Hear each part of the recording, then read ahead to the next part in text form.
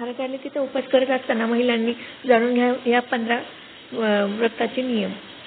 हरतालिका व्रत हे दरवर्षी भाद्रपद महिन्याच्या शुक्ल पक्षातील तृतीयेला ठेवले जाते. विवाहित महिला आणि अविवाहित मुलींनी हे व्रत करतात. धार्मिक मान्यतेनुसार विवाहित स्त्रिया आपल्या पतीच्या दीर्घायुष्यासाठी किंवा सौभाग्यासाठी हे व्रत करतात, तर विवाहित महिलांनी या व्रताचे पूर्ण फळातून एक चांगला जीवनसाथी मिळतो. तसेच या व्रताचे पालन केल्याने चांगले संतान होण्याचे सुख प्राप्त होते, घरातील सुख समृद्धी वाटते. पौराणिक कथेनुसार हरतालिका हरत आणि अलिका अशा या 2 शब्दांनी मिळून बनलेला शब्द आहे.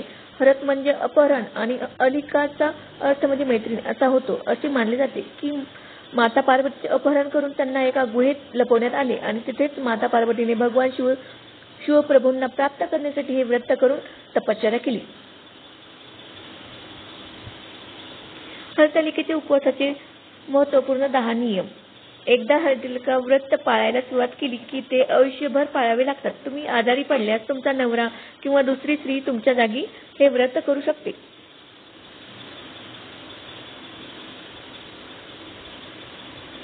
हरतालिका व्रत हे निर्जल करतात. कठोर नियम पालन करणारे या दिवशी पाणीही ग्रहण करत नाहीत. एकदा हे व्रत धरल्यावर व्रत सोडता येत नाही. दरवर्षी विधीपूर्वक व्रत करण्याचा नियम आहे.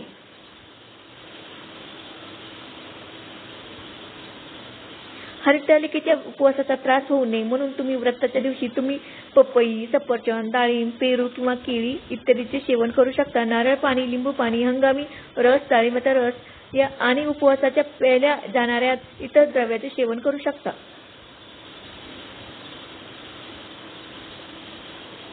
बदाम, अक्रोड, पिस्ता, काजू आणि मनुका यासारखे ड्रायफ्रूटचे सेवन देखील करू शकता, ज्यामुळे उपवासाचा तुमच्या तब्येतीवर त्रास होणार नाही आणि आरोग्य चांगले राहील.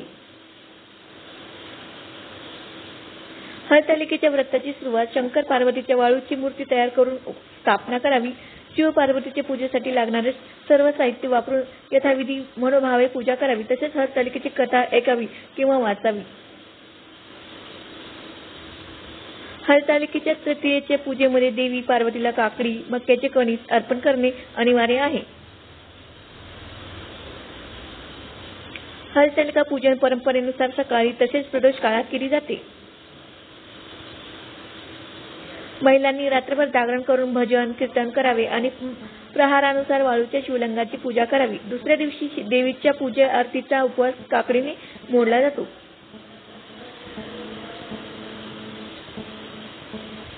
उपवास करताना हरतालिका व्रत कथा ऐकणे महत्त्वाचे आहे, अन्यथा उपवास अपूर्ण समजला जातो.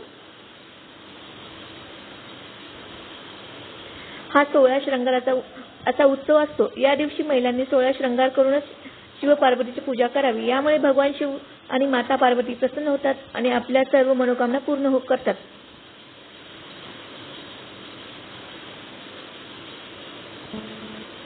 पूजेसाठी भगवान शिव, माता पार्वती आणि भगवान गणेश याच्या वाळूची मूर्ती बनवूनच त्याची पूजा केली जाते. या व्रतामध्ये प्रथम गणेशाची पूजा करून सुरू करावी. मानले जाते की असे केल्याने तुमची पूजा कोणत्याही अडथळ्याशिवाय पूर्ण होते आणि व्रत देखील पूर्ण होते. दुसऱ्या दिवशी सकाळी त्याचे विधिवत विसर्जन न केल्यामुळे नंतर पारण केले जाते.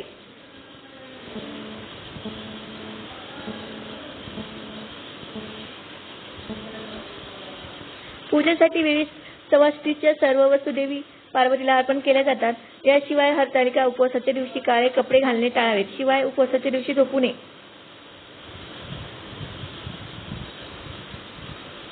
हरतालिकेचा उपवास त्याच दिवशी सोडला जात नाही. मान्यतेनुसार हा उपवास 24 तासानंतर ठेवला जातो. धार्मिक मान्यतेनुसार एकदा हरतालिकेच्या व्रताचा संकल्प घेतला तर ते मध्येच सोडता येत नाही. हे व्रत आयुष्यभर पाळावे लागते. परंतु काही कारणास्तव तुम्हाला हे व्रत करता येत नसेल तर त्याचे उद्यापन करून हे व्रत कुटुंबातील दुसऱ्या स्त्रीकडे सोपवावे. यामुळे व्रत सुरू राहते अशी देखील मान्यता आहे.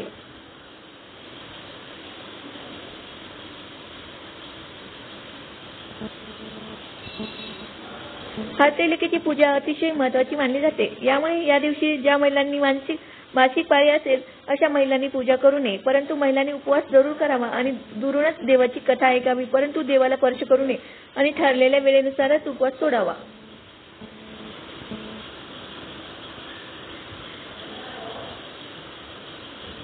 हरतालिकेचे पारण हे दुसऱ्या दिवशी म्हणजेच चतुर्थी तिथीला म्हणजेच गणपती उत्सवाच्या पहिल्या दिवशी सूर्योदयानंतरच केले जाते. व्रत सोडण्यापूर्वी अंघोळ करून विधिवत शिव पार्वतीची पूजा करावी. यानंतर पूजेच्या साहित्यासह मातीच्या शिवलिंगाचे विसर्जन करावे आणि प्रसाद खाल्ल्यानंतरच उपवास सोडावा.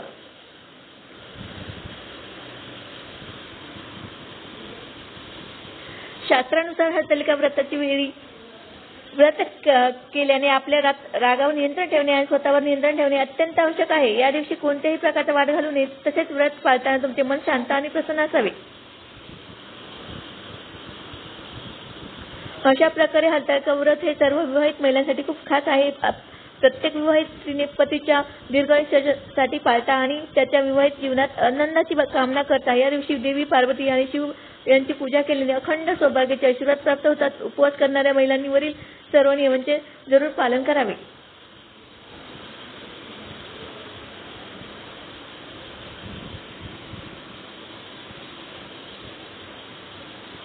तर तुम्हाला ही आजची महत्त्वपूर्ण माहिती कशी वाटली ते कमेंट्समध्ये नक्की कळवा. अशाच नवीन टिप्स जाणून घेण्यासाठी चॅनलला नक्की सबस्क्राईब करा, लाईक करा, शेअर करा. धन्यवाद.